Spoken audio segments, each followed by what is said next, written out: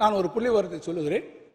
2014 2024 வரையான அந்த காலகட்டத்தில் தமிழ்நாடு அரசு ஒன்றிய அரசுக்கு கொடுத்திருக்கக்கூடிய வரி பங்களிப்பு எவ்வளவு தெரியுமா? 7.5 லட்சம் கோடி 2014 2024 10 ஆண்டுகளில். ஆனால் இந்த 7.5 லட்சம் கோடி நாம் கொடுத்துவிட்டு நமக்கு எவ்வளவு வரி பகிர்வாக நமக்கு வந்திருக்கிறது என்று சொன்னால் கிட்டத்தட்ட 1/3 பங்காக 2.85 லட்சம் கோடி மட்டுமே நமக்கு வந்திருக்கிறது. ஆனால் உத்தரப்பிரதேசம் எவ்வளவு கொடுத்தார்கள்? அவர்கள் கொடுத்தது வெறும் 3.7 லட்சம் கோடி. ஆனால் உத்தரப்பிரதேசத்திற்கு நிதி ஒதுக்கப்பட்டு கூட வரவில்லை. அந்த நிதி இந்த சட்டமன்றத்துக்கு வெளியே இன்றைக்கு பெருமழையாக பெய்வதைப் போல உத்தரப்பிரதேசத்தில் நிதி பெருமழையாக வந்து 3 மடங்கு தொகையாக ஏறத்தாழ 10.6 லட்சம் கோடி ரூபாயை பெற்றிருக்கிறார். அவர் கொடுத்தது 3 லட்சம்.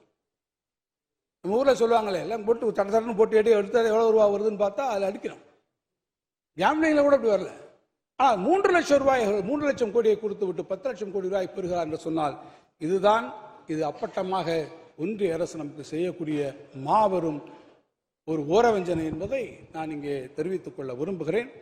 எனவே நான் மிகுந்த பணிவன்போடு சொல்வேன், தமிழ்நாட்டில் இத்தகைய நலத்திட்டங்களை நிறைவேற்றக்கூடிய ஆட்சி நம்முடைய மாண்புமிகு முதலமைச்சருடைய தலைமையில் இருக்கிறது என்கின்ற காரணத்தினால் எந்த கஷ்டங்களையும் கொடுத்தாலும் நீங்கள் அடுக்கடுக்கான இந்த கஷ்டங்களை எங்களுக்கு தந்து நிதியினை குறைத்து ஸ்ட்ராங்குலேட் பண்ணி இவற்றையெல்லாம் செய்வதன் மூலமாக தமிழ்நாட்டு அரசினை ஸ்தம்பிக்க வைத்து விடலாம் என்ற பகல் கனவிலே நீங்கள் என்னதான் செய்தால் எவ்வளவுதான் முயற்சிகளை மேற்கொண்டாலும் நான் மிகுந்த பணிவன்போடு சொல்வேன், பாவேந்தருடைய வரிகளிலே நான் எடுத்துக்கொண்டு சொல்லணும்னு சொன்னால், தமிழருக்கு தொண்டு செய்யும் தமிழனுக்கு தடை செய்யும் நெடுங்குன்றும் தூளாய் போகும். நீங்கள் எத்தனை தடைகள் வந்தாலும் தடைக்கற்கள் உண்டென்று சொன்னாலும் தடந்தோடு என்று சொல்லி அதிலே சிறப்பாக செயல்படக்கூடிய அந்த நுணுக்கத்தை,